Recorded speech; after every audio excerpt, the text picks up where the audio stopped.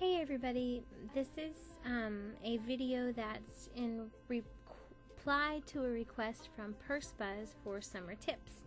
And so these are my summer tips. Dun, dun, dun, dun, dun, dun, dun. I've done this video about 8 times now, so I've decided to break my tips into 2 parts instead of trying to talk like super fast. Since we're coming into sandal and flip-flop season, it's really good to keep your feet exfoliated and moisturized. And the way that I like to do that is I keep a pumice stone in my shower, and every time I take a shower, I scrub my heels and my outside of my feet, and then right underneath the my toes. Those are the parts that usually get calloused on a regular basis because I live in Florida and I wear sandals all year round. So, and you also want to make sure that you get a really good brand or, a higher quality of pumice stone. I personally like the Mr. Pumice. One day I grabbed it while I was at Sally's Beauty Supply, and it was like on sale for 99 cents, and that thing is awesome. I'm telling you, it was worth my 99 cents, that's for sure. It's a really, really good brand. So, and I think regularly they're only like $1.97. So that's a really good brand for you. Also, you might want to get one that has a handle like this. This one has the metal on one side. It's very, very scratchy.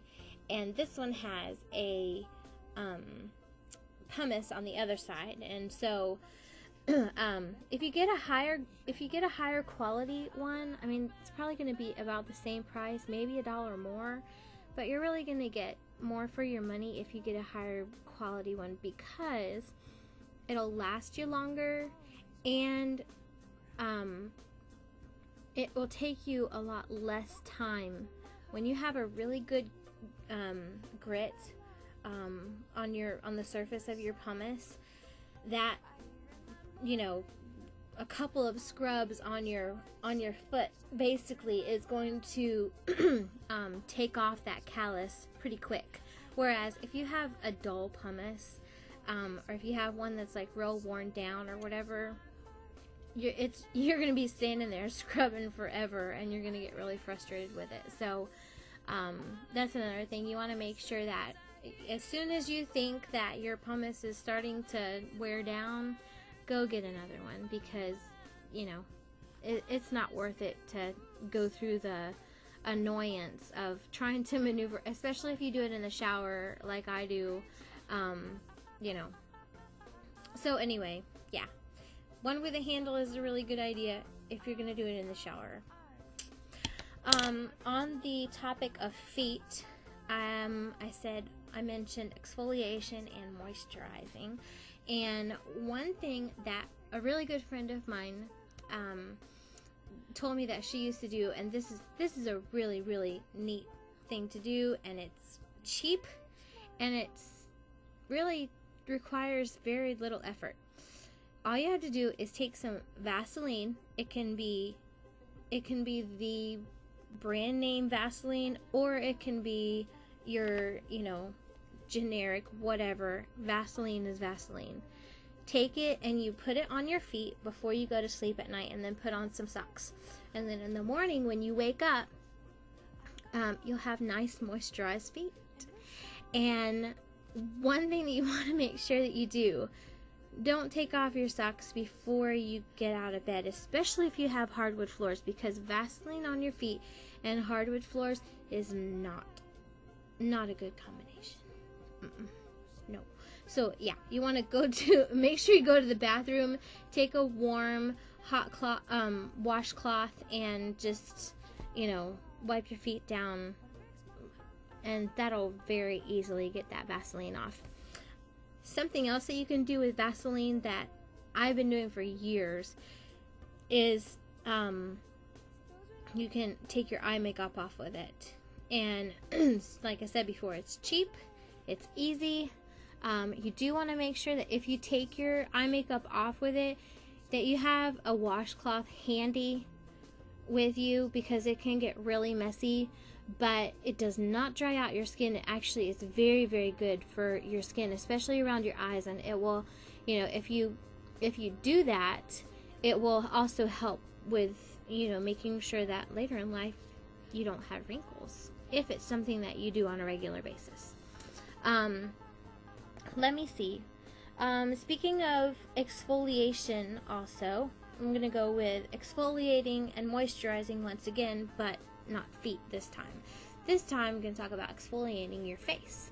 As the summer heat comes in, starts drying out your skin, it's very important to make sure that you have a good exfoliator for your face. The skin on our face is very delicate, and when I started exfoliating, I was very inclined to, and I actually purchased some of the, lesser expensive brands of exfoliators and stuff like that. And I always thought that, the bigger the grits and things, I'm from the South. The bigger the pieces are in the exfoliation, that was better for my skin, that it was doing something.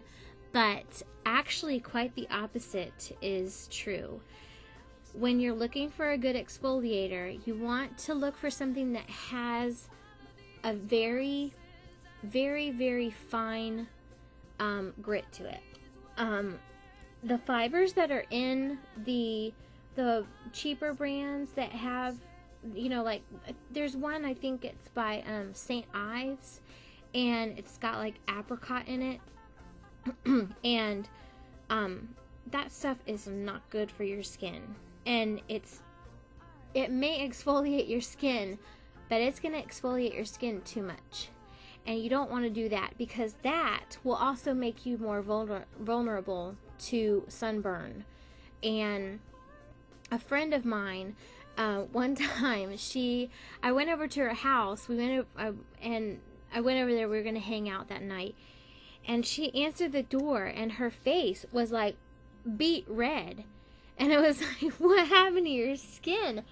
And she's like, "I exfoliated, and I just went crazy with it, and I just scrubbed and scrubbed and scrubbed my face, and it was with that St. Ives apricot stuff, and her face was like raw, because because it basically does like too good of a job of exfoliating. When you're exfoliating, you just want to get the dead skin off. You don't want to take like your top layer of skin off of your face. So the finer the grit, the better the exfoliator. I like this kind. It's Studio Gear, and I would have never thought about this before because it's called glycolic cleanser, but it's actually a foaming cleanser and exfoliator in one. And when the lady put this on my hand, I was at Ulta, and she suggested this one to me. When she put it on my hand, I thought it was a moisturizer because it was thin, and it was nothing like what I would ever expect an exfoliator to be. But I'm telling you, I've been using this for about 4 or 5 months now, and as you can see, it also does not take very much of it. I've only used that much of the bottle, and I use it about 2 to 3 times a week. And it's just a really good brand. But I mean, I would never have thought that this would have been exfoliator. And then moisturize, exfoliate, moisturize. In regards to the moisturizer, make sure that you have a really good moisturizer that has an SPF in it. This one has SPF 15. And my last tip about moisturizing is to keep your perfume smelling good all day long. Try to get a perfume that has a moisturizer in the same scent. If you put the moisturizer on first and then, let it soak into your skin and put the perfume on, your perfume will last you all day long. And that's it for part 1. Stay tuned for part 2.